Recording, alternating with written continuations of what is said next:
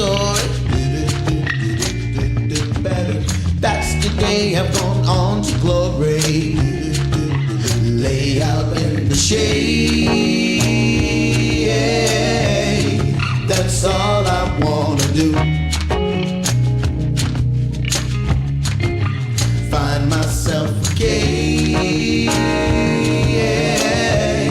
and get lost in there with you. I don't care to wait. I just gotta get next to you. Let us find a place and do what we gotta do.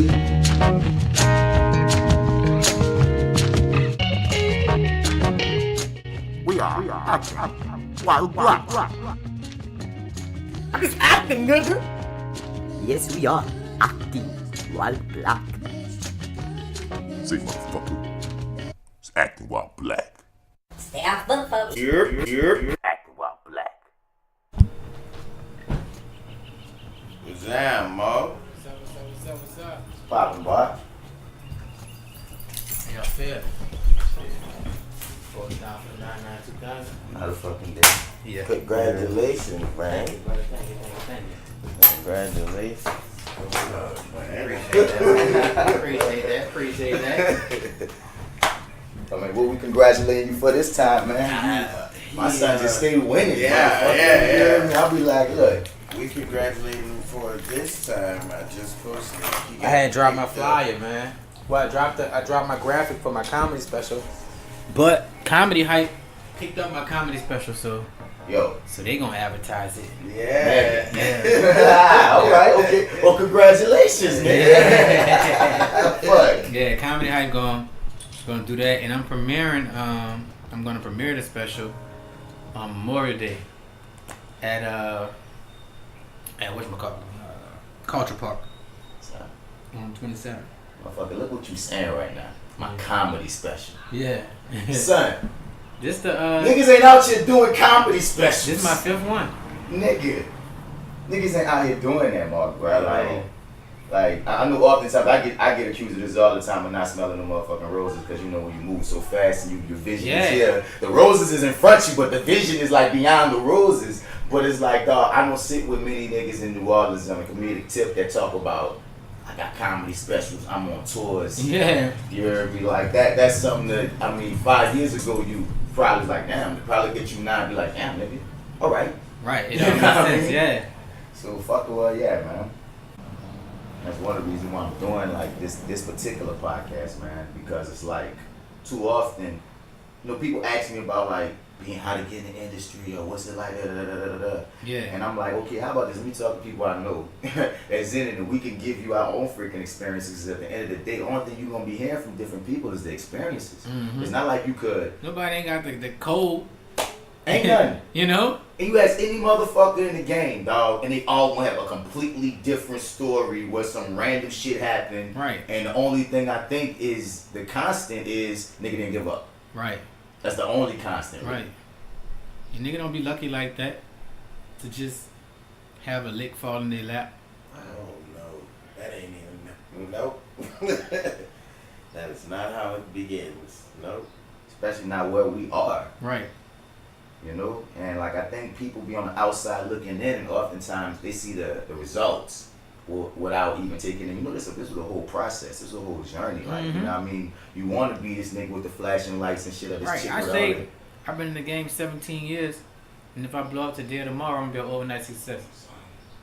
Son, You that did? bothers me, son. You did? For real, son. Like, cause dude, like, imagine motherfucker telling you, like, when you was scraping the scrounges, son. You know what I mean? You ain't got nothing in the freaking fridge and shit, man. You just want to go pay your next bill. You got kids and shit. You heard me? Right. You know what I mean? So you really like, nigga, I'm not even just living for me. Right. And then nigga tell you overnight success, man. Right. This just happened so out the blue. You seem like you just came so quickly, and you looking Like the grind was invisible or some shit. You know what I'm saying? It's like it gets negated, dog. Like oftentimes, like when we be watching movies and documentaries and shit, it's like I feel like that part gets gets ignored. Yeah, the real grind. The real grind. Yeah. We often see niggas They after gloss they got over that. on. Yeah, they gloss over. It's like a that. montage and shit.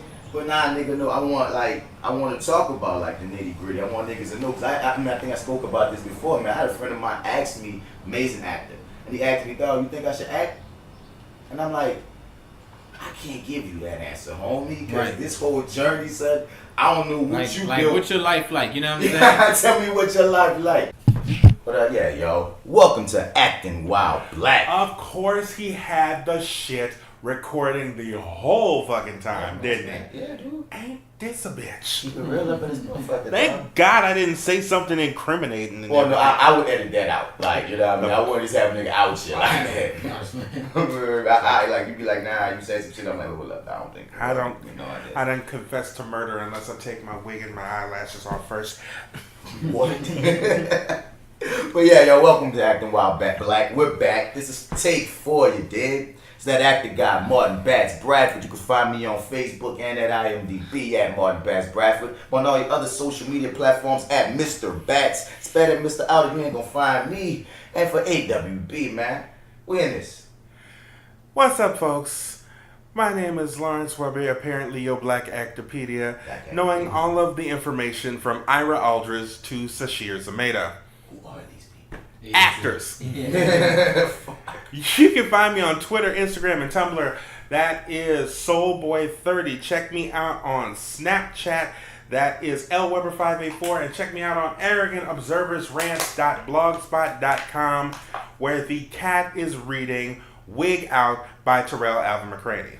That was the first thing that popped into my head. Oh, go cat, man. The cat is always culture, man. Well, you know, before we get into the show, man, I'm happy to have our newest guest, man. We coming from a different angle. Like we say on Acting While Black, man, we trying to give you the experience. We trying to give you experience from actors, directors, producers, comedians /actors, actors/directors, and everything in between, you heard me? Because I was just saying this, fuck, it was recorded. Y'all, I was just saying the same shit. I was telling them earlier, people often ask about how can I get in? What do I do? What to expect? And it's like there's too many different answers for me to just give you. Oh, absolutely. You know? So that's part of the point of this podcast, to get other motherfuckers up here to let y'all know, look, this is what be happening. This is what happened to me. This is what's going on. You know what I mean? This is the type of not perception, what I'm trying to say. This is the type of mindset you got to have if you want to even entertain this game. You feel me? There's more to life than trying to grab Vondi Curtis Hall, shake him, and ask him, how do I do this?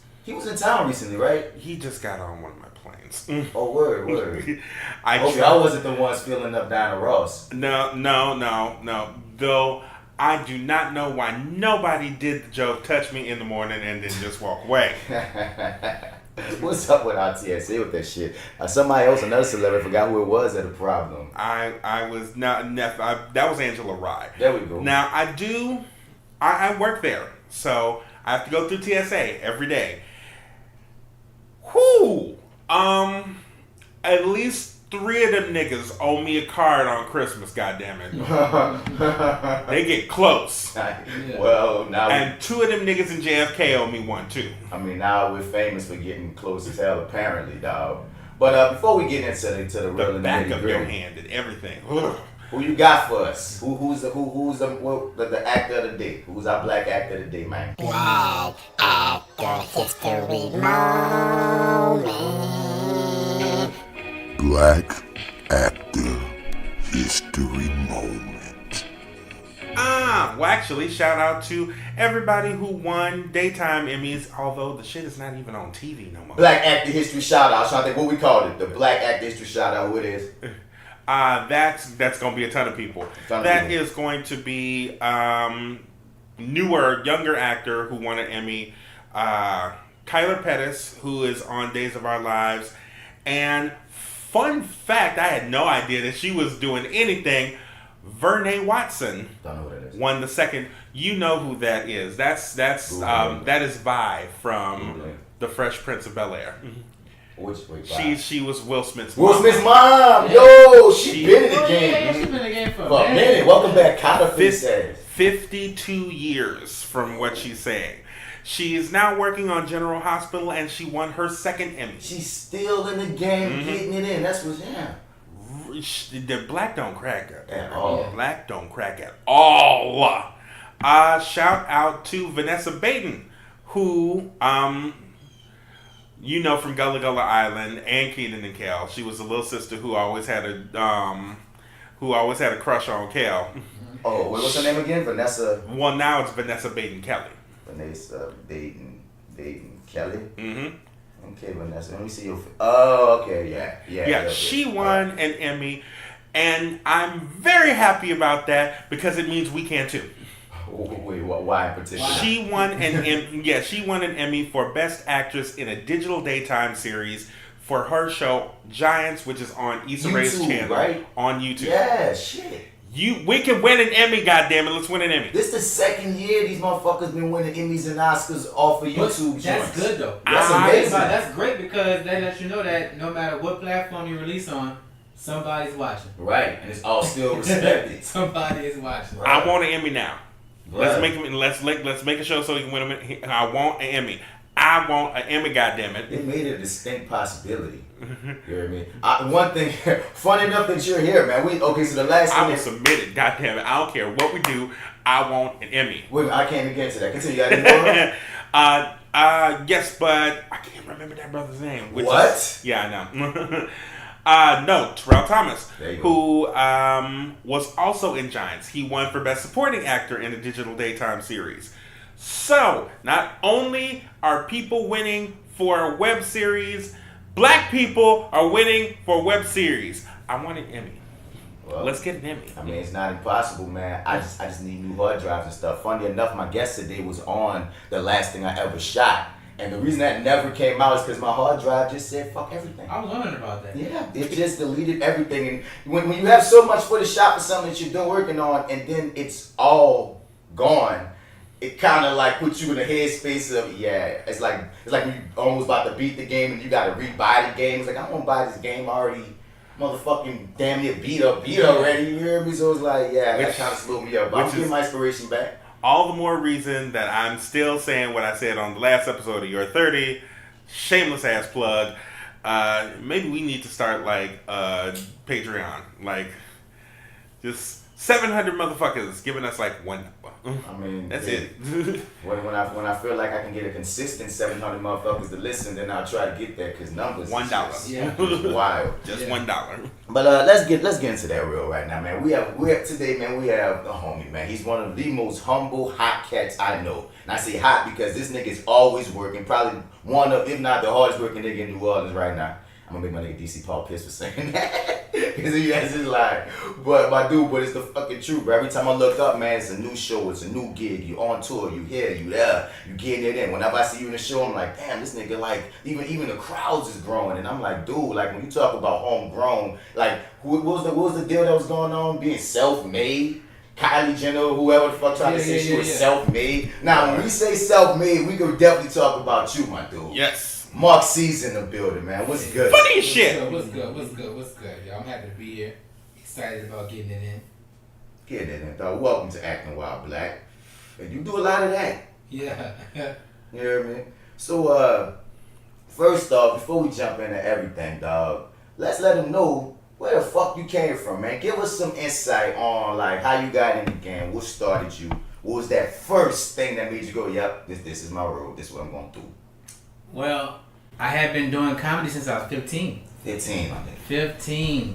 15. I got started off in the comedy game. And I didn't actually take it serious, though, until about 5 years after that. Why? I was young. Young. Not necessarily really knowing my path. You dig? So then it was like, after just bullshitting with it, just doing stuff here and there, and I was like, let me take this serious for real. So 2007, I was like, all right, this is what I'm doing. And this is what I'm putting my all behind and taking serious. And that was the moment when I decided that this was for me, like, for me all the way. Yeah. You know what I'm saying? I was in the military at the time, so I had that going on. On top of that, Would the military stifle or help in a comedy aspect? Because that's a different... No, the military helped with the way that I move around now. Yeah. Because I met people from so many different places who necessarily not in the military no more or still are or whatever the case may be. to where now that helped my fan base. Mm-hmm. Those people who became fans of mine, I kept them joked out while we was in the desert, overseas, whatever the case So may you be. cracking jokes, Yeah, whatever. whatever the situation is, we having a good time, we laughing, we getting it in. Mm-hmm. You know what I'm saying? And I think that really helped with my fan base. Cause word of mouth is the biggest form of advertisement. So I wasn't even thinking about. I mean, on a craft level, yeah, like as far as being out there, Well- being in that type of I don't know what to call system. yeah, being in that, being out there. Also, it just gave me, it gave me like the time to actually think, learn more, being a different surrounding, just being outside of New Orleans. Yeah. What You know was what I'm that? saying? Well, I was in Afghanistan, I was in Iraq, Okay. and I was in Dubai. I lived in Dubai for a whole year. So you was a soldier. Yeah, So- my nigga. So doing all that, you get to meet people from so many different walks of life. You know what I'm saying? Not just troops, but natives from the countries that you're in also. Mm-hmm. And people from other countries who come in to work in those countries. Like, you just meet so many people. And I think that's another thing that really helped me a lot. So I would say 2007 is when I really, really started taking it serious. But 2002 is when I first started doing comedy.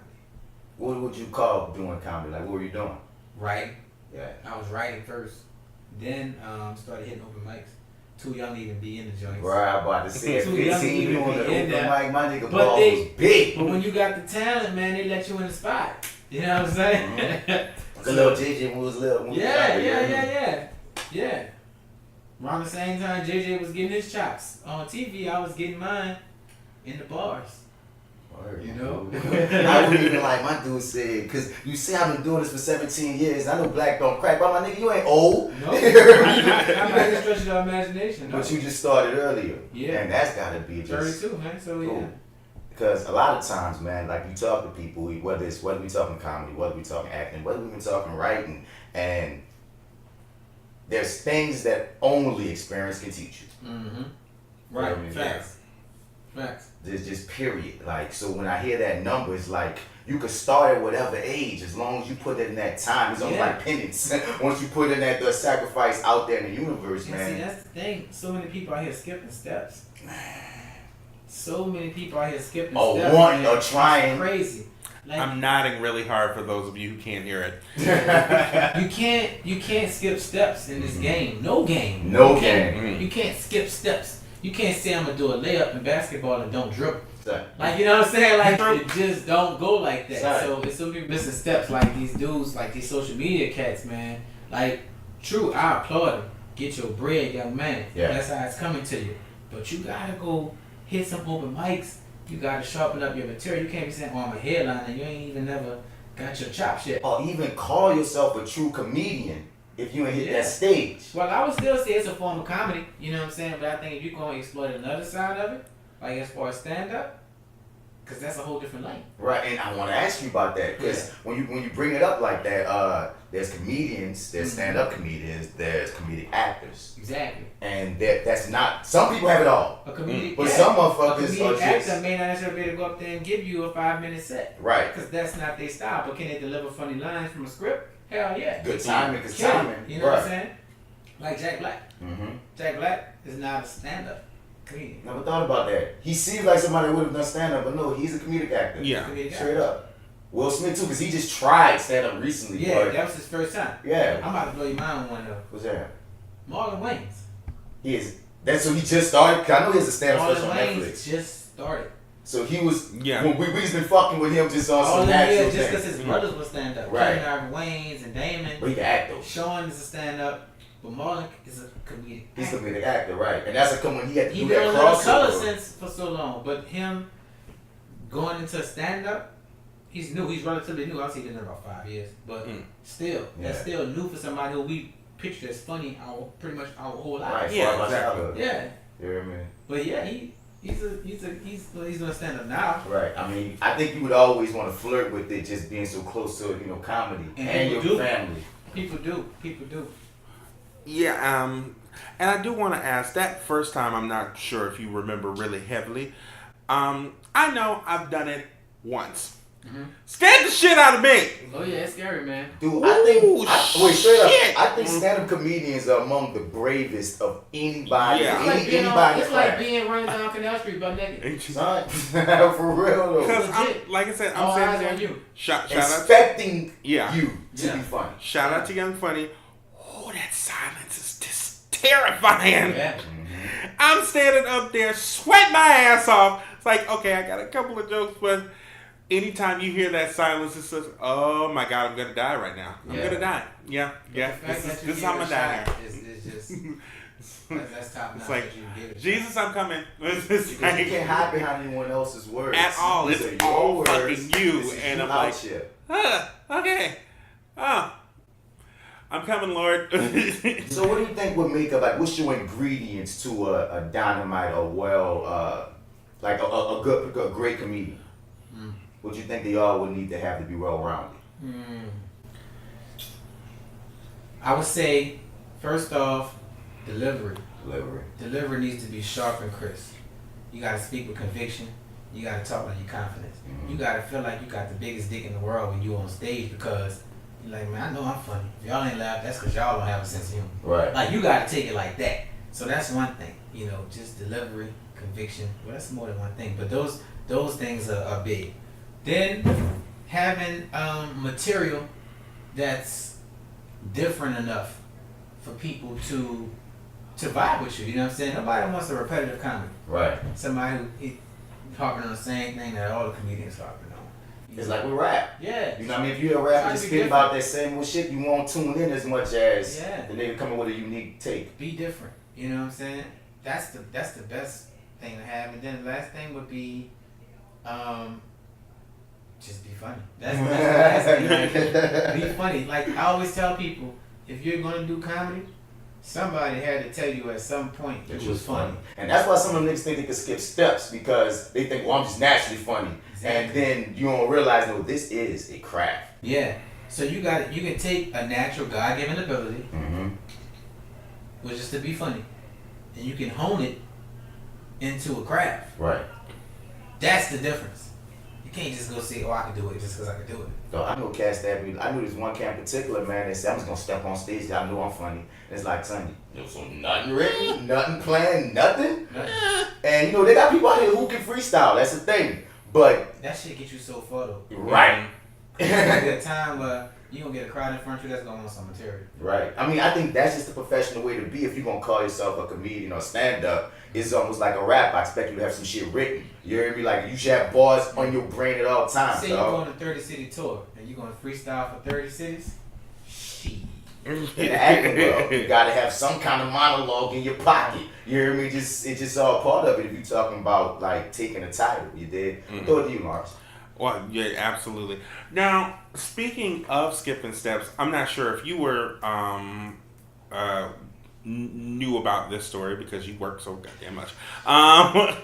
But I think there was a story maybe a couple of months ago about this like internet comic who went to this like comedy festival and completely bombed and got 5 seconds away from getting fucked up by Chris Red.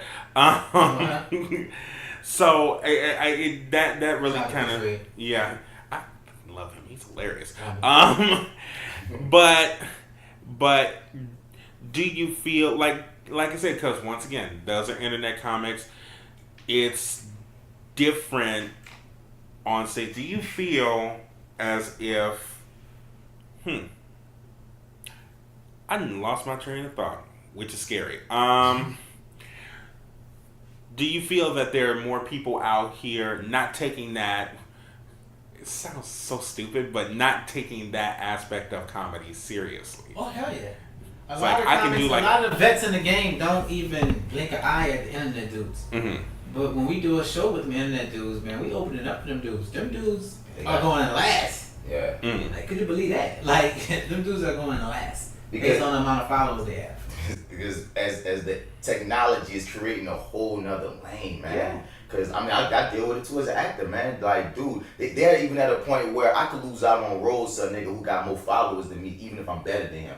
You feel me? Just off of the hype of you know, those number crunches are seen. Well, they got these much people following them. They must have this much influence, and especially with the cats that come in on the comedy angle, they do have a lot of influence. People love to laugh. Exactly. Period. Exactly. They get hot fast. Son. Have you ever thought about going that route? Have you done any of them? Like, I seen you with other people's, but I don't think I remember you like doing your own, just being like, these my skits I'm just throwing out here. Well, we did it when it was early. Yeah.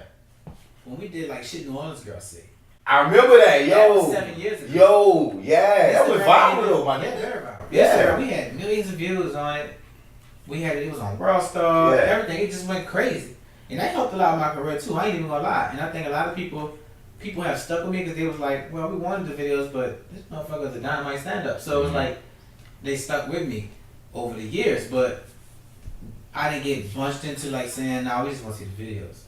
We just want to see the niggas from the videos. Because I think you probably already proved through it that I'm more than just the video. I was killing stand-up before videos even became a thing. Right. So when the video popped off, that was great. And I still do videos every now and then, but they don't get the kind of acclaim that I got, that I got from the video. The video was a quick hit. Yeah. And a bunch of our videos hit over 1 million views. Yeah. From the shit New Orleans girls say to the New Orleans first 48 New Orleans. I remember that one too. To we got some ones with some numbers. Yeah. Well, you was like ahead of this time type shit. Way ahead. Because cats like you said is getting real deal. At the time we dropped that, you had to have an iPhone to get Instagram. Son, you said 2007, son. Yeah. Like, this thing about 2012. Bruh, because shit changed quick. Snapchat ain't even around no more. Yeah. Like, not for real. That quick. And most of them folks came up off of Vine. And Vine ain't even around no more. Yo. But the Vine people just followed them to Instagram. Right. That's a trip. Like how you think about like, you know, like what's some cats in the game that you knew you was inspired by? I don't know. I'm more inspired by the people in the hood. Like the person who might, just be a person from the hood who just like have a regular job, working every day, but providing, making it happen. Got about 4 kids. Yeah. And the kids ain't wanting for shit. You know what I'm saying? But at the same time, this person work a job that ain't really breaking them off like that. Mm-hmm. They live in an everyday struggle. And they going about their day merrily. Like ain't shit happening. That's the people that inspire me. Because it's like, I try to give this comedy game a workman's type of act the way I work it. You know what I'm saying? Yeah. I advertise different from other comics. I promote what I'm doing differently. I show up differently. You know what I'm saying? I make everything seem like it's on a billboard. Mm-hmm. You dig? Like that's how I do it. I make everything like it's a billboard and it gets people attention. I'm like, damn, that's a big thing. Well, it might not be bigger than the last thing I did, but it just seems bigger than the next. And I feel like every step is bigger than the last. So, as far as inspiration in the game, you haven't seen comics getting it. And that I aspire to be to a certain level of some of those guys. But at the end of the day, I still got to relate to the people that's like my mom and like my dad, you know what I'm saying? And like my grandma, my people who work every day. 2 things, bro. One, I was going in a different angle. You just said some real ass shit just now. I was just talking on a level like imagine like some of them niggas like the Eddies and the Martins, you know what I mean, trying to make it in the IG game. That would some crazy shit up there, but I think IG back in the G like said they had in the 80s, right? Mm-hmm. IG would have favored Martin Martin over Eddie. Cause he was skit based. Mm-hmm. He's animated. Mm-hmm. You can listen to Raw and laugh without seeing it. I get what you're saying, definitely. Like, you know what I'm saying? You can listen to Raw on an album. Mm-hmm. Like, this shit is funny. Because Eddie gonna paint that picture with words. He gonna say like, the ice cream truck was coming down the street and he's saying all that shit. Mm-hmm. And it's making you like, oh man, I know how the ice cream truck comes down the street. You know what I'm saying? That adds to your connection to what you about to get to. But with Martin, the thing that took his jokes over the top wasn't necessarily the delivery of the joke or the things he was saying. it was like he's gonna give you the moving his legs funny and the physical comedy. Yeah. So the average person would love that, and both are great, and both were great. And Eddie had his things too. Where Eddie was a better actor than Martin. We know that. Right. Which is why he was the biggest movie star of the 80s. Right. Yeah. Like facts, money, everything. Yeah, He was that the nigga. biggest, the youngest ever on Saturday Night Live. Right. Ever, whatever. Sound like to say, it's just a difference. It don't make one greater than the other. It's just preference and difference. Subjective shit. Exactly. And I want to get back to the second thing you say about your workman's take on the game. You have a workman's perspective even as through a comedy. Like, the type of topics that you come from is like your nigga that was in class with you or your partner that you be running it with. You know what I mean? Just running it. Yeah. Now, and I think that's one of your biggest appeals. So when you said that, I was like, makes sense. Makes sense. Because, you know, some comics, and that's their lane, some of them are trying to go so over your head to get to the root of it. And that's a great thing, too. But I like the fact of, like, you feel like my nigga running some shit to me and you just got me laughing. Yeah. You know what I mean? Yeah. I try to give people on relatability. Yeah. What can we come together and relate on? You did hit you with a topic, like, damn, I'm gonna do that same thing. Right. That was crazy. And that's the shit that's classic. Whether we talking about comedy, we talking about movies, what we talking about, it's the things that, I can see myself in that. I know that. Yeah. I know that position. It's like, this thing good dude. So what gets you in the headspace when you writing material? Experience. Experience. My jokes are usually experience based.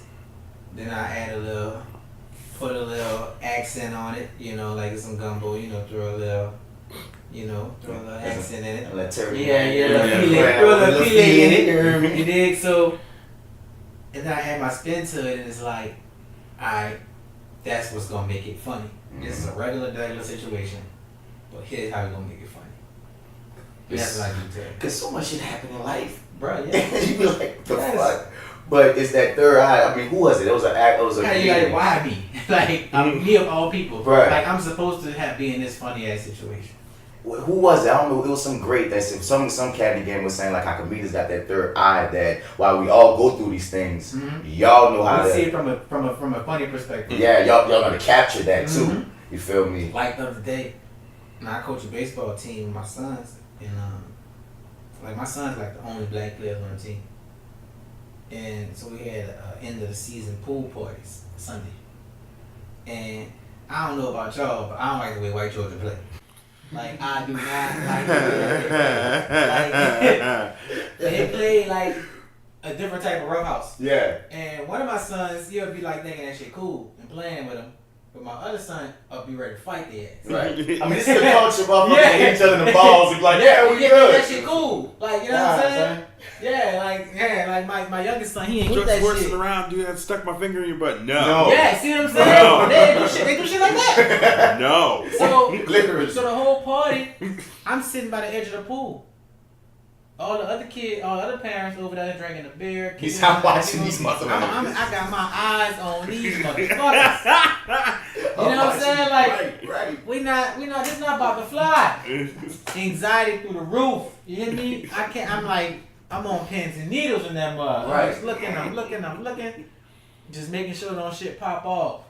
You know what I'm saying? But that's me being in an environment that I'm not comfortable with. Well, I could be comfortable in that environment, but I don't know how my kids gonna react to that said environment. Right. So I'm like, and then you've learned how to carve your own comfortability in these situations from experience. Yeah. You know what I mean? They got more life to live, so it's they're like 7.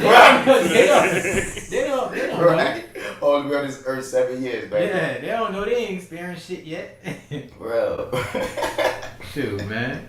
But dude, black comedian though, like we talk about how like white kids they play different. Have you hit any of those walls? Like being a black comedian, trying to, whether it's crossover, whether it's expand, whether it's, you know, what have you, like, have you, aside, like, have you had any experiences while going through your career that reminded you that, I'm black, I don't usually say crossover because I started with all white people. You know, I'm from Ferret, so it's like, that's always been a mixed neighborhood, but the way the comedy, you know, scene was set up, and the comedy club was right there on Ferret, I already was in only performing in front of white people. So I didn't start really performing in front of black people until like 2008. Yo. Real spill. Cause like I said, they didn't even know comedy was a thing in the city. And that's the thing. That's a growing thing. Like growing up, we didn't have as many spots or as many people. Like our friends. Oh, we didn't know. Oh, that too. Yeah. That too was smart. I guess it was in the song Lil Duck. Yeah. Like years. Because you got people like Carrie B and Red B and Nature Boy and who've been on the scene since the early 90s. Right. You dig? So. What's those same names that people often talk about? Yeah. You know what I mean? It's not like dozens. Exactly. Yeah. But now, I would say we got about at least 120 comics in the city. Right. Like you go to any random Easy. like day, you go Over see mic some different list, people. be having like 30 names Mhm. on a given night. So it's like, it's out there. But now it was different back then. Now I feel like I helped carve that shit. Corey Mack always called me like the pioneer of New Orleans comedy. Like he always say that shit. I mean, you was doing a lot of shit, dog. Yeah. You even had a radio show at a point, right? Yeah, I had my radio show. There was man. also a podcast on the Slick before Yeah. podcast was hot like Yeah, that. what we would do was we would record our show and then play it again on SoundCloud. Right, and that's what niggas be doing Yeah. on their podcast. Yeah, I'm saying, like that that before was a was thing. it, yeah. You heard, Yeah. like, The Mark Caesar show. well, how come that ended? Me, stupid, corporate job, go and get a corporate job, offer me a just nice lump sum of money, to come do said job and let my shit go. You still doing it? What you call it? You was doing the thing on Facebook Live where you was interviewing. I was doing the break room. The break room. Yeah, that's a tight name. Yeah, I'm doing the break because I do it and like I said, break room and it'd be like from 1 hour when people on their break. And I'm not doing the break room right now, but I'm going to bring the break room back. But the break room was dope because it challenged comics to make people laugh who they don't even know are laughing. Like it's a straight streaming. Like we straight streaming, but streaming is the future. Streaming is the future of everything. And the reason why I came up with that because this boxer, Canelo Alvarez, got $365 million, a 5-year deal. 5-year deal. $365 million for 11 fights. Yo, 11. 11 fights. So that's roughly 2 fights a year. And he knocked one of the fights out when he first signed the deal in December. He had a quick turnaround. He had a fight in September, then he had a quick turnaround in December. Yeah. And so now, roughly the deal is, for two fights every year. He's gonna fight on Cinco de Mayo weekend and Mexican Independence weekend for the next 5 years. He's gonna get $33 million per fight. Bruh. Right? Mm-hmm. And he was the biggest pay-per-view star. Since Mayweather retired, he's been the biggest pay-per-view star. Mm-hmm. He even fought Mayweather. That's his only loss. The thing is, he was doing crazy numbers on pay-per-view. At $100 a pop. And pay-per-view ain't even been declining on some real shit. But now with him. He's been keeping his own. So, he was doing $100 million. What he was doing, he was getting percentages off of the pay-per-view, right? Mm-hmm. Also getting money from the gate, from the ticket sales, and getting his base pay. Mm-hmm. Now he just has a $33 million base pay, right? But if the subscriptions go up when he fights, like say if he fights, like he just fought this past weekend, right? Say if 100,000 people went and downloaded the app because he's fighting on streaming now. Mm-hmm. He's not on pay-per-view no more. on TV. He's just straight streaming. Straight streaming. The stream, well, the app costs $9.99. You got a whole bunch of other boxers on the app too, but the biggest boxer in the world is on this app. So with him fighting, right, and he's getting, so whenever he gets $10 per subscription. Yeah. He gets $10. So he's getting that 10. So if another 100,000 comes sign, he gets $10. Yo. And it's people that's going to get the app as he consistently fight. People going to get the app, so he's getting he's getting his $33 million guaranteed just to show up. And that's love money on that's us. just to show up. Yeah. Then he gets the money from the ticket sales. He gets a percentage of the gate. His fight gates. I was trying to go to the fight.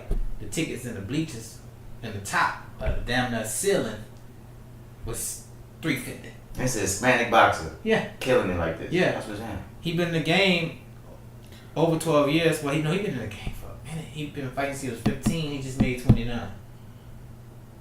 dude is the biggest boxer in the world.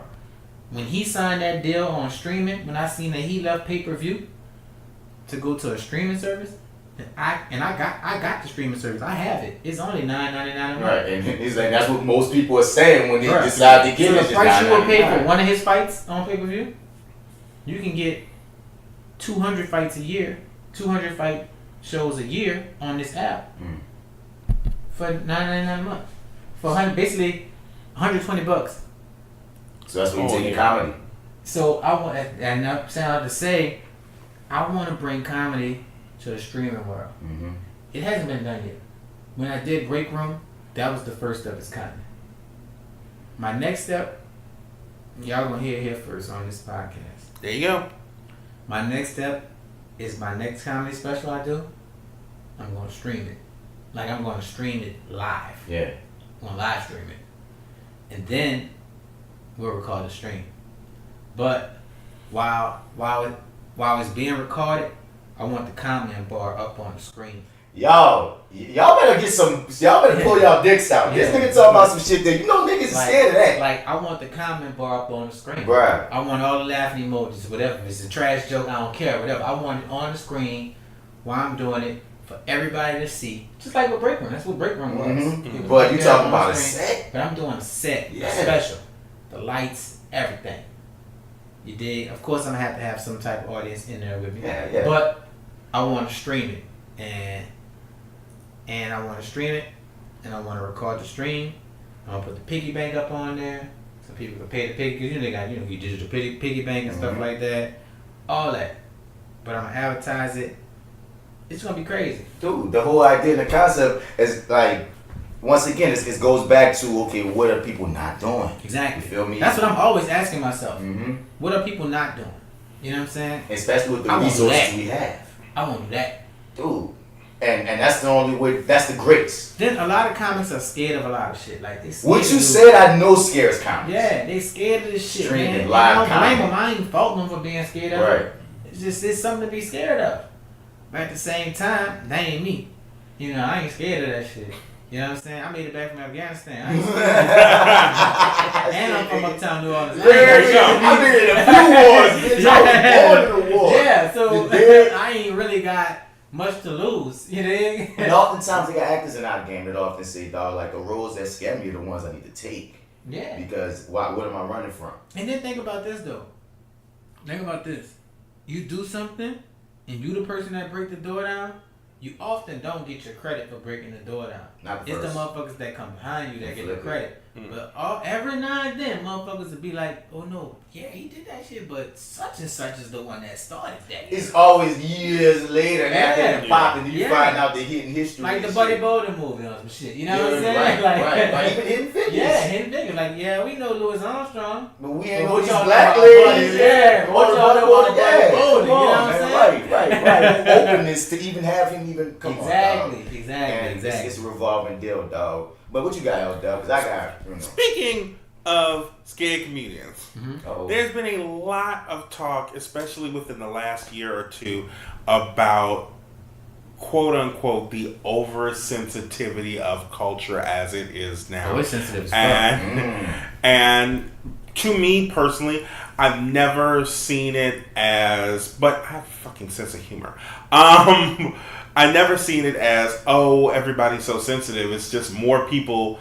You have no choice not to, speak to more people. Yeah, that's more the thing. more people got a voice now. Exactly. More people's feelings are in your face. Right. So that's the thing. Like, it's not. So yeah, damn, I never thought about it like that. I always say people are sensitive, but it's not gonna make me change my style. At the same time, it's like it's not new sensitivities. It's just new the way people opinions are brought to you. The only way you used to get somebody's opinion it was in the newspaper. Yeah. Right. And in a way, and technically that kind of makes it a new sensitivity, honestly. Yeah. Because, they might have been in their little fucking corner in the dark, being mad as fuck. But because we don't have what we have now, we're talking technology, social media, internet. Broadcast. We never even heard of it. It's like even when we talk about niggas getting shot in the streets. As black people, we've been knowing niggas been getting shot in the streets. But now, in this age, now you get the blasting more. Now white people all of a sudden, what you mean? Yeah, niggas get shot in the streets, bro. Yeah. You heard me? So it's just like now, like you said, people got new voices, new ears, and new things they have to deal with. And I don't envy comedians right now because, like, on one end, on your woke side, you'll be like, all right, logically, I see where you're coming from. But then on my my love for like dark humor, my entertainment side, but my nigga, anytime you ever turned on Comic View or watched any comedy anywhere, you already knew certain shit. Them niggas was hitting everybody. It was hitting black people, white people, gay people. Like it's just kind of like you supposed to. It's like we already supposed to have the understanding that when I come in this door, let them like. But now they gonna find your old jokes and posting the clips. Hey guys, what y'all think about this? Bitch, we thought about that years ago. And the I wouldn't even feel that way no more. You ain't even that ninja no more. They got what they were like 11 years on Kevin Hart. You ain't even that person. I don't want to use Kevin Hart's example because he has some issues with how he handled that. But I'm just saying the fact of I would feel played if you go over a decade back and try to judge me now. Yeah, and the funny thing about it is a lot of people, especially because I spend most of my time like watching old episodes of In Living Color on YouTube, and all of the comments underneath it is along the lines of the same thing. Oh, they wouldn't be able to do it today. Oh, they wouldn't be able to do it today. But I'm like, truth be told, they were hard pressed to do it the time that they were doing it. Yeah. People were pissed off when they came out here making fun of black people, gay people, Jewish people, white people. It's like, especially white people. And if I'm not mistaken, there's a sketch out there somewhere from In Living Color where a guy gets offended and he calls up the In Living Color offense hotline and he's on there for the entire length of the show because he can't figure out which button to press. Because if they're like, if you're a gay midget, press 1. If you are a black midget who is offended by the racist sketch that we did, press 2. And just every time you come back to him, if you are a black lesbian who has a club foot and was offended by the recent thing that we said, press 6-5. And he never got off the phone. It's like, offense has always been the only problem now. Well, that's not. The one thing I've always said about social media is the one wonderful thing about social media is that everybody has a voice. Yeah. The one horrible thing about social media is that everybody has a voice. Yes. Yes. Including the racist and the assholes. But I want to throw this out here that I do understand, which is why I think which makes it a new layer in comedy of complexity. When a homosexual person says certain homosexual jokes can get me killed.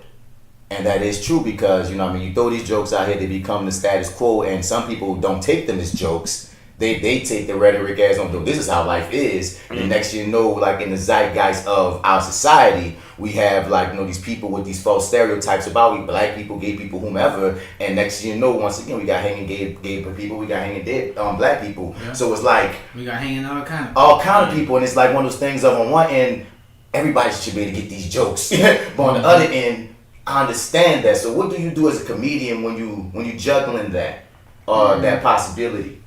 I try to stay out of the way of certain things. I understand people's sensitivities. I understand people triggering factors. So I try not to touch them. Some comedians do it just to be assholes. And just to be controversial. I feel like I can get my shit off without being a dick. Right. Or, you know what I'm saying? Because I don't like the excuse, man, I'm a comic. Nah. And that's the thing. Because at the end of the day, you're a person too. Well. You dig? So I feel like I can still get some jokes off, and I ain't gotta try to make nobody feel bad about it. Like that's was always my thing growing up. I grew up as a ribber. I always was a ribber. I always could rib people. That was a lot of the best comics go from that was my thing. I was usually receiving it on that motherfucking shit. Like ribbing was my thing. But I never ribbed anybody to hurt them. Like I never would. If I would never dig deep on somebody or something I knew that they probably was dealing with that would hurt them emotionally. That was never my aim. Right. I would never get that deep with somebody, whether they was getting the best of me or whatever. I'm not never about to dig in on you and be like, oh, your mom on crack. Like, you know what I'm saying? Like, she really might. Yeah, you know what I'm saying? Like, nah, you know, I stay away from that kind of shit. It don't have to. it's so many ways to be funny, and it's a fact that so many ways to be funny because you got gospel comedians, you got clean comics, you got slapstick comics, you got raunchy comics, you got gay comics, And you got genres it's within the so community, many ways to be funny. That dude, I'm glad you said that, dog. Real shit, because like a lot of cats will rest on, I'm a comedian, it's my job to be controversial. Fuck you, I'm just gonna say it, but that's the truth. But you gotta remember that you're entertaining other people. Exactly. You know what I mean? Right. And why? If you can be clever, if you can be creative, why intentionally hit them in the balls? Now, once again, you're gonna still catch these jokes. Oh yeah, the jokes. Like me and my dude Dub say, these jokes gonna fly. For real. If you out here down bad, these jokes gonna fly. But I ain't trying to say nothing hurt. I'm not trying to intentionally hurt anyone with jokes. or spread the like negative rhetoric. Yeah. Once again, get niggas killed, because I don't ever want because you know sometimes on Facebook the written word can get skewed. You hear me? And then some people I'll be like, I like jokes, dog, but you should understand the difference between this is within joke form or this is this how this motherfucker feel, and we might need to get him checked, or we need to watch this nigga because he really hates some motherfuckers. Yeah. You know what I mean? But yeah, dude. So let's talk about some acting shit, dog. So what's it been like? I saw you been going on auditions and shit. How's it been? Yeah. What's up, dog? I'm the actor, homie. You got any questions? Shit, I what's know. up? I don't audition a lot. And I don't audition a lot. Because me personally, and this is something that I try to tell my people, I don't really see myself leaning towards being an actor. Okay. I just don't see it. But other people see it for me. You know what I'm saying? Yeah. Sometimes there might be a something that's out there for you that you don't always see for yourself. Mm-hmm. You know what I'm saying? Like my true passion is radio. So I can see myself doing radio. You know what I'm saying? But the way my career trajectory is going, I'm going to be on TV. I'm going to be doing shit. My face is going to have makeup on it. And, that's It already has. Yeah, so It already has. So my whole thing is I got to take that lick. So I got to bite that bullet. I got to do it. It's not that I'm opposed to doing it. But I think people also see that as the normal trajectory for a lot of comedians. The ones that quote unquote make it. Because people consider making it getting on TV. Being an actor, being a comedic actor and a stand-up. I'm gonna be making $200,000 just doing clubs. You don't know that. You know what I mean? Once again, dude, I remember I was doing theater for years before I even was on TV. You feel me? And I'm like, yo, but it wasn't until I might have 1 or 2 lines in my first gig that they was like, man, Martin, you on fucking TV, man, you're an actor. Bitch, I've been an actor. Exactly. You know what I mean? I was getting paid to be on that stage, son. People But perception, man. Perception dude. is everything. And like you said, if other people see it in you, perhaps you should actually pursue it, only because this is the funniest story I have. 15 years ago, I took a voice class with a woman by the name of Dr. Francis. You would know her she works at Xavier now. And she told me straight up, she's like, you're going to be in musical theater, right? Like, I don't want to be in no damn musical theater. I don't want to do all of that. I'm cool being a theater major. You sure you don't want to learn this? You sure you don't want to learn how to read the stage music? No. I'm good. Thanks. 15 years later, I told her all the damn musicals I've done, and she was like, now boy, if you'd have just listened to my ass That's right. 16 years ago, you wouldn't be having the issues you having now. And we're going to look back on these podcasts, I'm going to be 10 movies in, they'll be like, see, I told you. Because the thing is, because you got a natural presence about you, son. You might I feel like I can see you having a TV show. If you had the Mark Caesar show for real, niggas will watch that shit. You hear me? Just off of how you are, naturally. And I think when people want to see that for you, because they got that same vibe off you. Yeah. So, you know what I mean? I know you ain't about to be turning down no opportunities, but you said straight up, it's not the dream. Yeah, that's not my my dream. You know what I'm saying? But I know, I ain't gonna say that I'm opposed to it. I'm not opposed to it at all. Right. I'm with the shits. I want all the smoke that come with this. You know what I'm saying? Anything that's fuck me, give it to me. I want all the smoke. So if it come down to that, bring it on. Where you got an agent? No, I don't have an agent. Word. So how you got that high freaking audition? This agent, Nicole told an agent about me. Word. And the agent looked at my Instagram and stuff, and then was like, okay. Seen some of my videos, like, all right.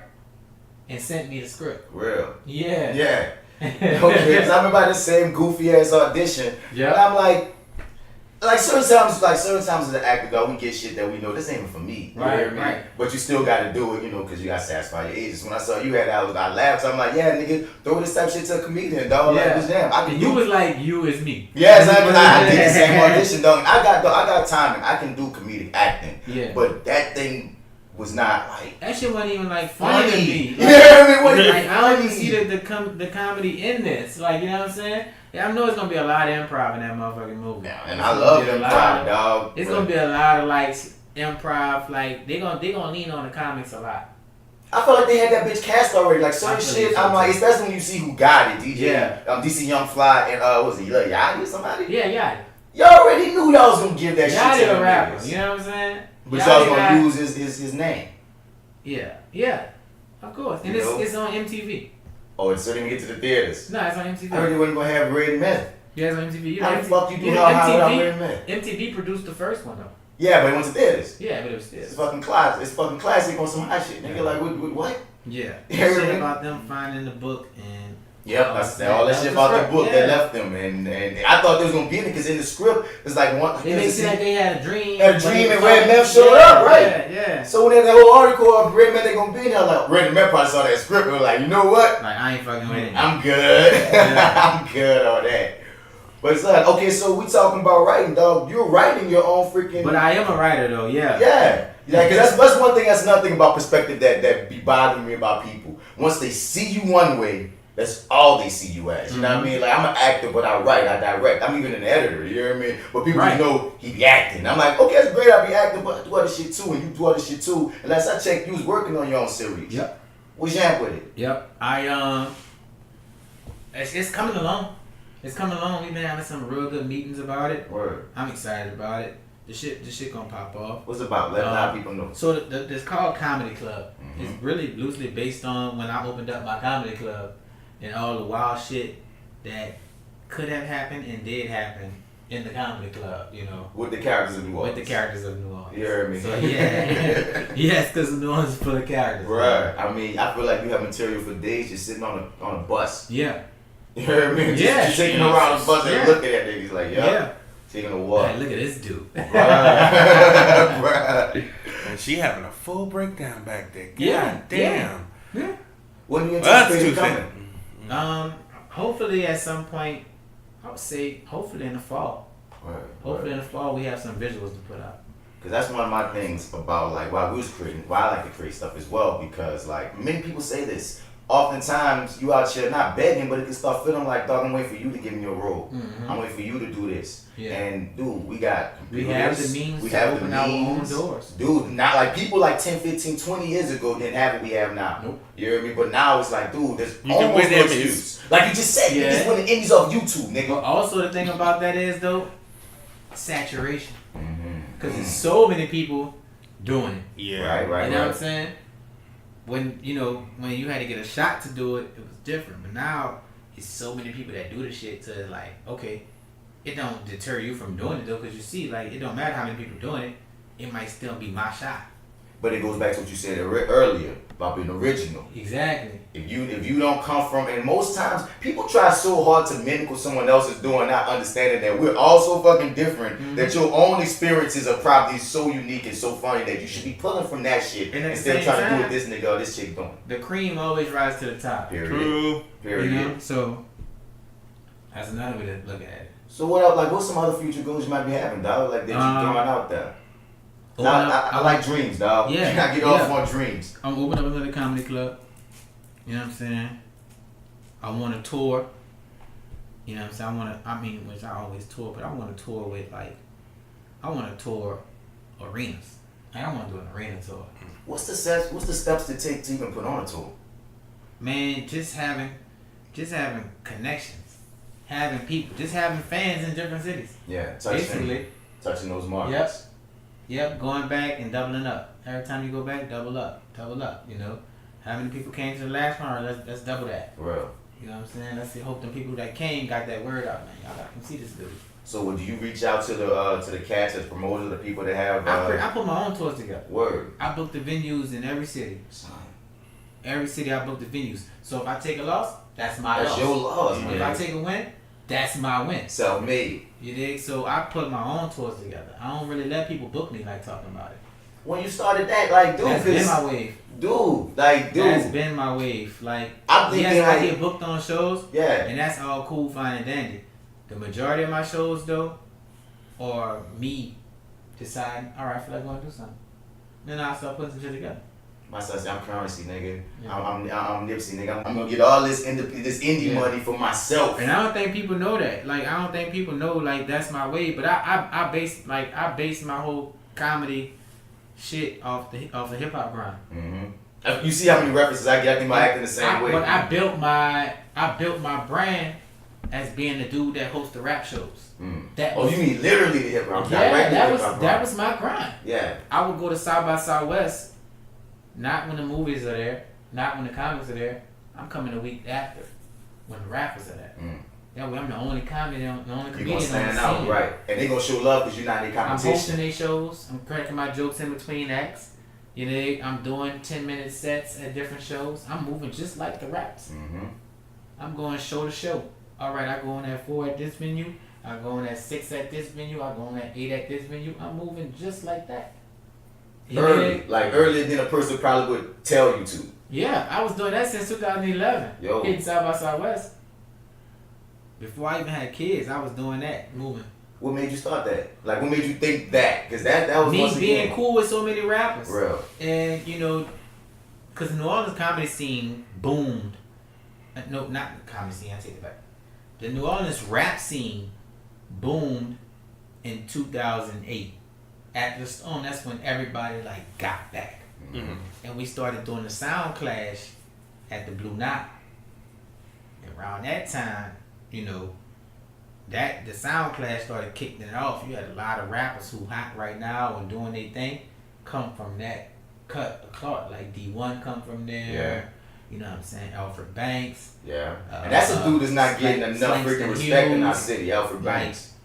You know, that's around the time Tank and them started moving with the Team Snow. Like Team Snow? That 2008 window was a crazy window. I mean, you coming off of, like, it's a few years after Katrina, people getting their mind right again, people getting their grind right again. We trying to show. And we were in college. Right. We were graduating around that time, stuff like that. We was getting in that world. You dig?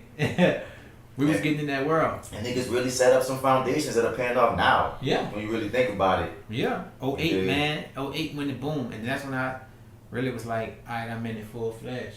You dig? I was the comedian. I was always the comedian on the scene. So, and once again, like you said, you go on these venues and you're the comedian amongst all these other people. I mean, like, because too often I say about the competitions, dog, niggas, even if you try to tell a motherfucker, look, you're not competing with me, son. I'm in my lane, you in your lane, I'm me, you. I can't do you, can't do me. Now it's to the point where I'm like the ghost in town. If Mark Caesar come to a comedy show, if I'm not performing on, if I show up at a venue, the other comics, they're like, oh shit, Mark in the spot. You did, like, it's like that. It's like the effect of Rock walking in the Comedy Cellar. Right. In New York, you know what I'm saying? On a given night to come do time, to come do open mic. I mean, because you always out here. Yeah, and people see me moving around. Then when they actually get the chance to see me, like, elbow to elbow, and we in the same spot, they, like, feel like, man, I did my set tonight and Mark Caesar was in that motherfucker. That's got to be a great feeling. It is. Because oftentimes we don't see I'm in New York ourselves and the way LA, other people see us. If I'm in New York and LA and Rock, Chappelle, Brennan, one of them come in the spot, I'm like, shit, I just did my shit and fucking Brennan was in the spot. You know what I'm saying? Chappelle was in the spot. You know what I'm saying? Like, we'll come on, please. Like Bill Burr was in the spot. You know what I'm saying? Like, man, you motherfuckers was in here tonight. You dig? So what you tell a young cat that's getting in the game, like right now? I tell him, don't take advice. Real. Well, that being said, I tell him, thanks for coming, y'all. Yeah, I tell him, don't take advice. Be observant. See how the shit is. Don't ask. Don't ask how to do it.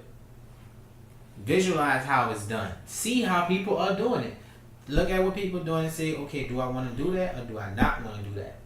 Find you a medium of what's going on, and then be like, okay, this how I want to approach it.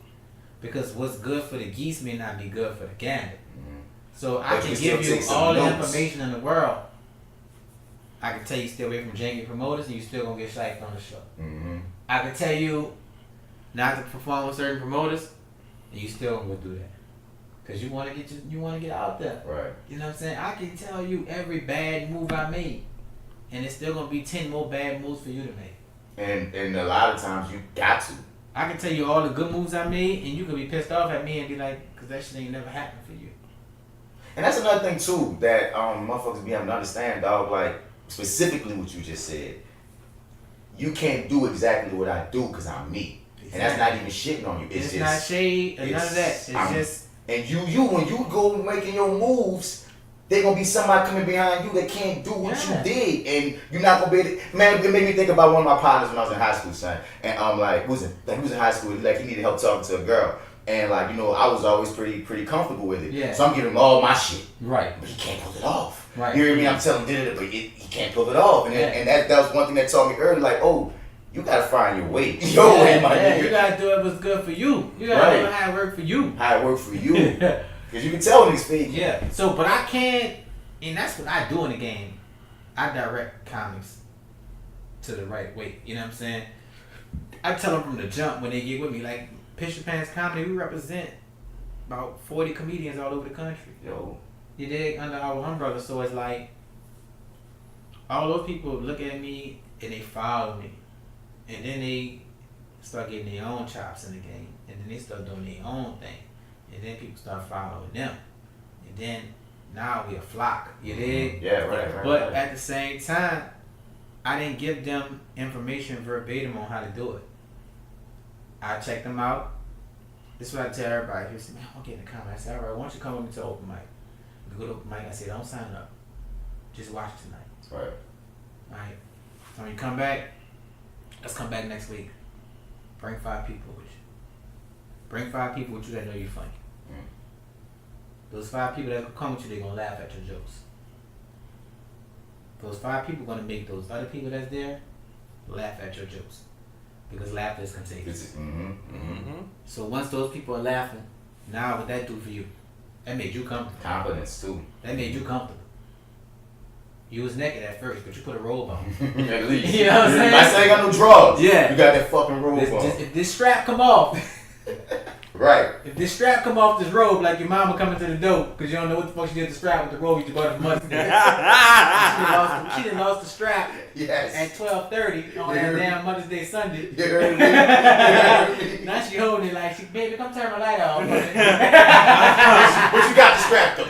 Yeah. But you got the strap. You got the strap. You're holding it together. You holding it together. Now your confidence is boosted. Them 5 people like, oh shit, you really funny. Because those 5 people really just can't fuck with you. That's your people. But now your people be like, oh, you funny. Now your people tell you, man, my cousin do comedy. Right. Come check him out. Now since your people told their people that their cousin do comedy, now they in there. Now your 5 then turn to a 20. But you bringing 20 to an open mic. Step by step. The niggas that's putting open mic together also probably put regular shows together that throw a little bread out there. And they see you bring people. So they say, man, I'm going to put you on the show. I got 7 minutes for you. Here go 10 tickets. Sell these 10 tickets. These 10 tickets, $15. Kick me back 5. You take 10. You just made $150 to do 7 minutes. Son. And you sold the tickets though, but that's because you know the people. This the people that know you funny. Right. So why wouldn't you go sell tickets to these people like coming like, man, I don't like selling tickets. Well, why? If I know I have a direct route to impact the amount of money that I can make, right? Nigga, give me tickets. But nigga don't want to do the leg work, son. You did? Nigga don't want to do that. And that's why you can't be me. It come right back to fuck around, bitch. Because I'm going to do the leg work. Mm-hmm. I'm going to go work. I'm going to go sell tickets. I'm going to text people, hey, man, I got a show. I'm going to post statuses about it. I got a show coming up with some niggas that's got over 1 million followers on social media. They ain't supposed to fly yet. So sad. I ain't supposed to fly yet. I ain't supposed to fly one time. But it's Tuesday. I ain't supposed to fly one time. Fly been done a month and a half. But I mean, ego plays a part. Niggas Also, get spoiled. they got their own show that they just booked on this show. So they taking this shit like I'm gonna get paid regardless. I ain't gotta go too hard with the promo. I'm gonna get paid. Right. I'm looking at this shit like if I don't go hard with the promo, I'm not gonna get paid. Right. And that's the difference. Do you ever see yourself becoming that cat though, with success? I can't. Kevin Hart never became that cat. Right. Right. And why do you feel about Kevin Hart? He's a cat that often gets hated on. Who's more successful than him? Nobody right now. And if you think about it, Kevin got the game in the chokehold. But Kevin don't just have the game in the chokehold. Kevin is like, all right, we playing man overboard, right? Mm-hmm. And Kevin the fishbowl. Like, all right, everybody hand in. Right. You dig? Yeah. But they got niggas who jumping out the fishbowl early just to hate on Kevin. Mm-hmm. When Kevin also just got the fishbowl and them niggas just jump in. Kevin is doing more for the game than anybody before him. Who was a comic? Right. Who was a comic? There's people that do a lot for comedy who not comics. Never thought about that, but yeah. Kevin is the only comic that's really like coming back and grab people. Like, all right, come on. LOL Network. Kevin on LOL Network. Is he slips out the Tyler Perry of fucking comedy, nigga? the way High key. Son, when you look at the stats versus perception. High key. Yo. People hate Tyler Perry. Bruh, but when you look at the stats, but you know what? He kept black people working for years when they didn't have all this Ava and Ryan and all that. True. Niggas hate winners. Yeah. And people often want you to be how they want you to be versus how you are. Yeah. You hear me? So, people would like to say, Kevin ain't funny. That's crazy. Kevin funny as fuck. You know what I'm saying? You think this man got there? It might not be but your the only cup. reason why you say Kevin not funny is because Kevin is the biggest. Mm-hmm. True. You did? Because we was laughing at Kevin before he was the biggest. Because we helped put him on. We made him the biggest. The same thought that motherfuckers. nigga was funny. Yo, it be the same niggas who we all had that first one. We all had that first one that blew up. We always laughing at that shit. We did that. But now, nah. Fuck Kevin Hart. And I just look at it so funny. Like I say, it might not be your cup. Because Tyler Perry ain't always my cup. But I would never not respect him. And I'm like, how can you not respect this? Kevin is a winner. Real. Kevin is a winner and he put people on. Real. Heart of the city. You know what I'm saying? LOL Network. When Kevin Hart presents, he giving niggas 30 minutes, 7 minutes, bringing niggas on tour. The Plastic Cup Boys are doing their own tour now. The Plastic Cup Boys open up for Kev. That's his homies. Mm-hmm. That's his crew. I don't know what that is, a Plastic Cup Boy. Like that. If you ever go to that Kevin Hart show, those are the guys that go first. Okay. They get 20 minutes. Just do their thing. With Kevin Hart's people. They getting 20 minutes in the Smoothie King Center. Yo. These niggas would usually be in the House of Blues if they wasn't with Kev. I mean, not to take nothing away from him and nothing away from the House of Blues. But just like you said, it's with Kev. This nigga selling out stadiums consistently. It's with Kev. You tell me, hey, Mark, I got 50 cities for you, but you got to hate on yourself. But Kevin got 30 for you. You gonna do 10 minutes with Kev. Mm-hmm. Think I'm going with Kev. All day. Because Kev about to bring people in there who ain't never seen me before. Right. Who got the So then I can double back and do my 50. Mm-hmm. After I done went with Kev, now I can demand more money. Mm-hmm. I can say, man, I said Kevin for 50 cities. What are you talking about? Straight up. That's how it go. Your rate is different now. Everything is different now. And the thing is, and it's not even no slick shit because you got those experiences. There's things that you learn. Kevin numbers are my numbers. Kevin did 1 million on the tour. Kevin did 1 million people. You know. And I'm just even saying on the level of making you a better comic. If you're gonna deal with the freaking big dogs, and come out on the other end, you're not gonna come out off the other end the same nigga you was going in. Exactly. So you gotta pay me for the experiences and the scars that I didn't get to this point, whatever the ride is. The people that hate on Kevin though, they don't even know why, and they won't even say it's hate. They say it's their opinion. Mm-hmm. That wasn't always your opinion. And people act like opinions can't be wrong. Right. That's the thing that be driving me. It's just my opinion. Right. You could be fucking be wrong. Loud and wrong. Right. Loud and wrong. Not just wrong. Yeah. Loud too. But so I'll never be like Kevin trash. You know what I'm saying? I don't laugh at everything, but at the end of the day, nobody laugh at all my shit. Nobody will laugh at all. And the people that saying they ain't laughing at all y'all shit either. Right. Right. There ain't no perfect comedians out there. Ain't no perfect artists. No perfect nobody. Nobody. Straight up. They got any cats in the game like in the city that you like really dig? That's like, yeah. Like I mean, like if you see they show pop, I gotta hit this nigga. If they got a show and I don't have a show, Yeah. and I gotta pull up, oh yeah. I just want to say, like, I'm trying to give some of the listeners maybe some people they can check out. Yeah, for sure. If Shotty Filger got a show and I don't have a show and I can make it, I'm going to Shotty show. Yep. Yeah. Corey Mack got a show that I can make that I ain't doing nothing, and I'm gonna go. And shouts out to Corey. He also incorporates his freaking beat machine. Yeah, he got he's music. just entertainer. He does a bunch with. Also catch him on Saturdays on B97 now. Yeah, that's what's up. Yeah, he got that He's a job. Saturday DJ on B97. Mm-hmm. That's gonna open up so many doors. You dig? Who else? Corey Mack, Shotty for sure. DC, if I can catch DC, I'm gonna catch DC for sure. Home with DC Paul. Yeah. Shout out to the Misbelief. If I catch, I catch DC Paul, I'm gonna catch him. And Geneva. Yes. Geneva just had a show together the other night. Geneva Joy. I catch Geneva Joy. I catch Geneva. I'm gonna catch Geneva. Gigi will make you wet your pants. She is so fucking funny. It's a lot of, but it's your other pants. ones. It's other ones, but yeah. Like for sure, yeah. Other ones they roll with me. Like people that's with Fisher Pants, we usually perform together a lot. So I catch them. You dig? But other than that, I'm not really like a comedy head. Like I don't really like be checking for comedy. But if some people I know they got a set, or they doing something special, I'm gonna try to go out and support it. Well, Like the other night, I caught a comedy show at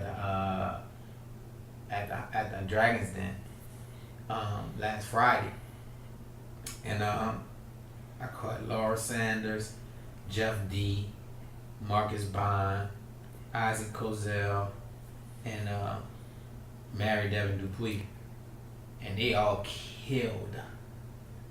I mean, smashed the stage. Yo.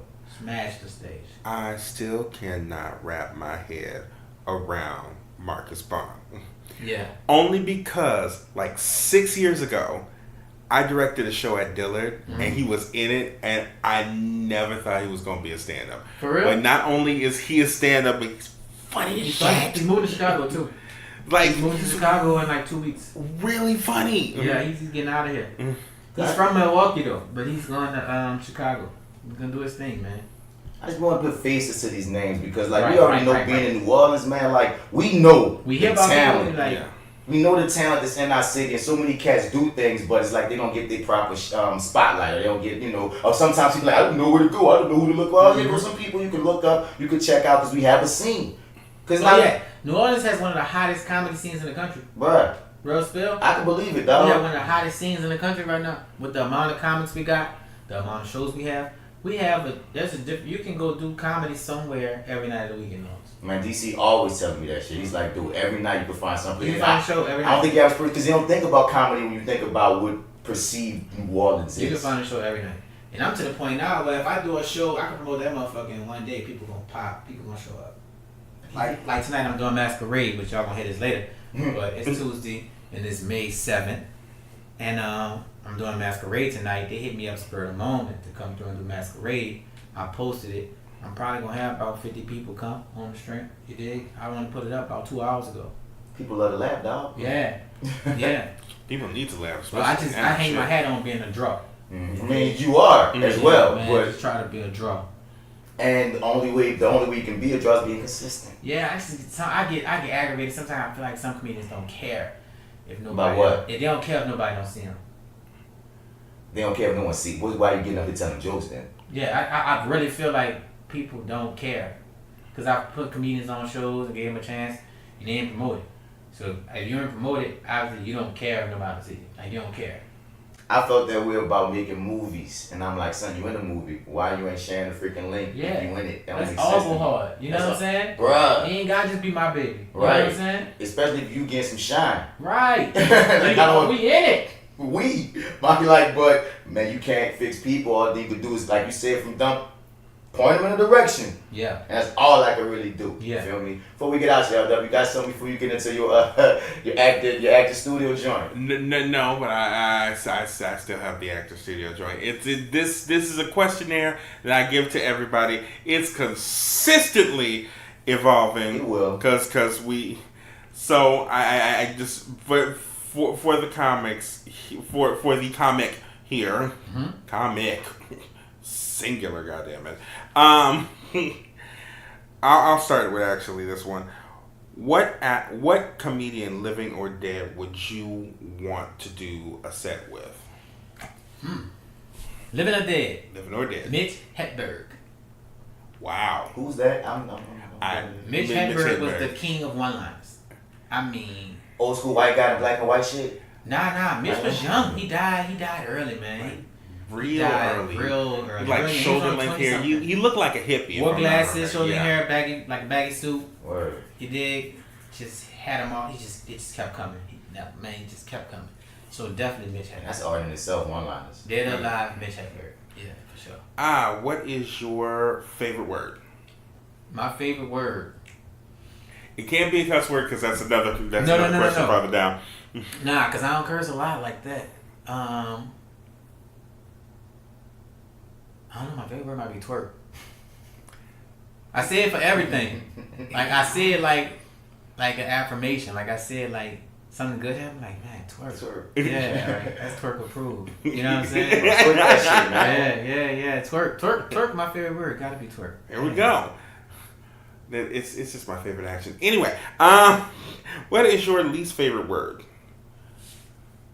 Oh, delicious. You don't like the word delicious? I can't stand the word delicious. My friends say it to fuck with me. Yeah. Like they know I don't like the syllables, and the word just sound too wet. You know what I'm saying?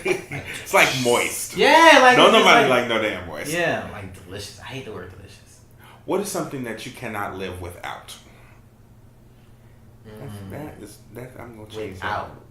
What can't I live without? I would say my kids.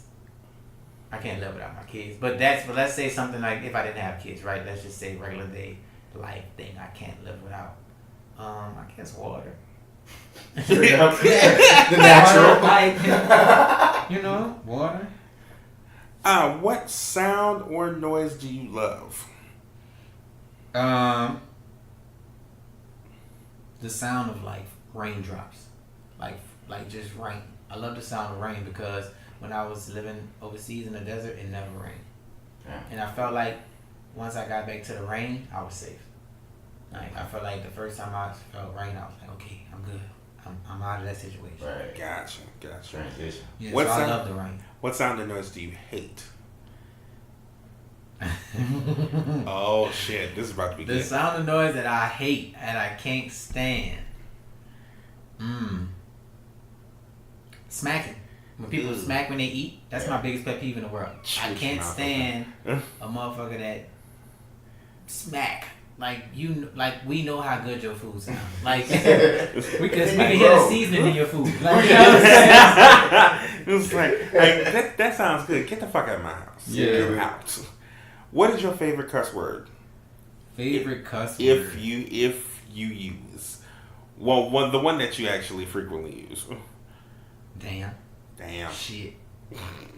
Like shit. Actually, like that. I wish the people could see the smile on my dog's face when I say shit. Yeah, that's my one. Cause I can use like shit might be like a good thing. Like shit, I'm fucking with that. Yeah, like shit, nah, you tripping. Like shit, that ain't happen like that. Like, but you know. I feel the same way about the word bitch. That's how I feel about fuck. So you know what I do. Yeah.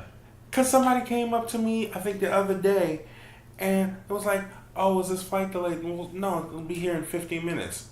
So it means it's not going out. And the only thing I thought was, bitch. Right. Like, bitch could be good, bitch. Or bitch could be I'm about to stomp you, bitch. So it is what it is. I like bitch. Anyway, there it is. What profession other than your own or any other profession that you've done in your life would you like to attempt? Besides radio, nigga. Yeah, besides radio, yeah. I've done that though. You know what I'm saying? Like, and you haven't done that you can see yourself being interested in. Probably a sewage and water board worker. Sis, nigga. Sewage and water board workers get so much pussy, dog. I know what? I just got a feeling they do. Cause they be wearing uniforms and shit. I just think, yeah, she was a water boat worker. They can always promise that we gonna make sure on flood by you. Yeah. Like, you know what I'm saying? Like a old nasty porno. You know what I'm saying? In my Susan Waterboy uniform. What job have you had that you absolutely hated? Some of my military duties I hated. Like whenever I had to do like security type shit, I hated that. With the when I was in the military, I hated all that shit. Like I hated the training, stupid training aspects we had to do. What brought you to the military, man? Man, I was a baseball player in high school. I was good, right?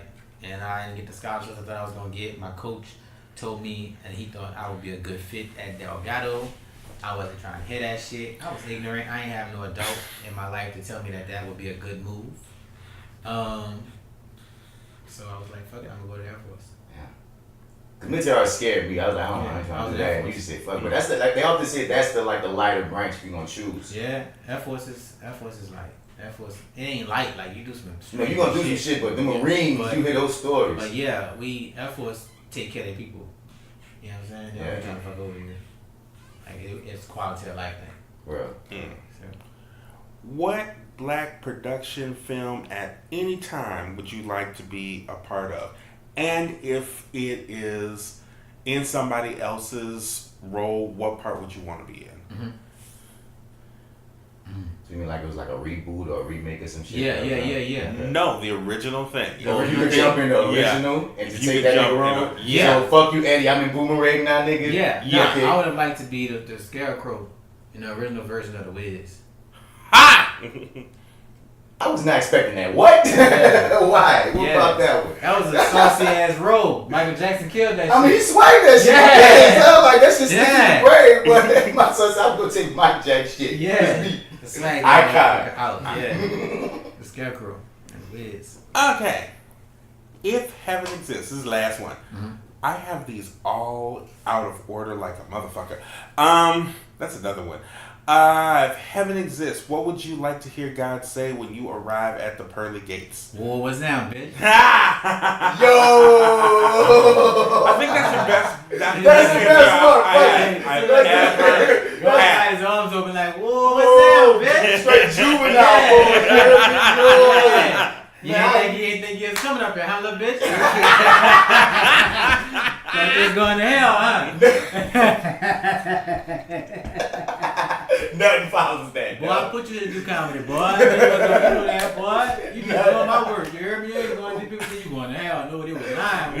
You up here. Son, You my son. You up we here. need some New Orleans guy fucking Yeah. shit now. So you just create some shit. You my son. You heard me? You heard me? Yeah, boy. Fuck with you, man. What's wrong with you, man? God just talking like it's I can't. They ain't nothing to follow that. They ain't nothing to follow that. So let people know first off when are your upcoming shows and also where to find you, my dude. Upcoming shows, man. I got so much coming on. Y'all can follow me on social media at Mark Caesar on Facebook. That's Caesar like the salad dressing, not like the club. CAESAR. Follow me on there, Mark Caesar. And I post all my stuff. Yeah. It'd be hard for me to say what I got coming up. So just follow this. Yeah, I post everything. But the premiere of my comedy special is going to be May 27th in New Orleans at the Culture Park. That's 3300. Is it 3300? Yeah. No. It's 3300 Franklin Avenue. Yo. It's a new spot, beautiful outdoor venue. We're gonna have a big blow up projector screen, all that. And it's gonna be free, open to the public. Gonna have food trucks out there, vendors, all type of shit. Just beautiful time on Memorial Day at that. Son, you set it up nicely. Yeah, you set it up So nicely. Memorial Day had a red carpet. I want the who's who of New Orleans. If you ain't who, I still want you to. It's a premiere. It's a premiere. Yeah. No premiere has ever been open to the public like this. So I want this premiere to just be open to the public. I want everybody to come out. I want everybody to take pictures on the red carpet. I'm gonna have multiple photographers there because I want everybody to make sure they get a picture with me. Some kind of way, whoever come. And I ain't gonna be too busy for nobody. Yeah. So I want everybody to come out and have a good time. May 27th. That's the main thing. May 27th in New Orleans at the Culture Park. Well, thank you for coming through, dog, man. Keep pushing, dog, because oftentimes you don't realize how many people rooting and watching you for a source of inspiration, dog. And anytime I see a young black cat, my same age, my same realm, getting it how you do, what's your thing? Now or never? Now or never, man. You know what I mean? That's some real shit that now or never deal. So like, appreciate you coming through. Yeah, for sure. Hell yeah. Thank y'all for having me. Hell yeah. Thank y'all for having me, man. I'm honored whenever I'm invited to do something like this. So definitely thank y'all. And people out there who listening, just know that you could get it, whatever it is that you want to get.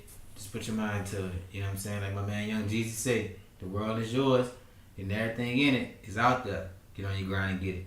It is now or never.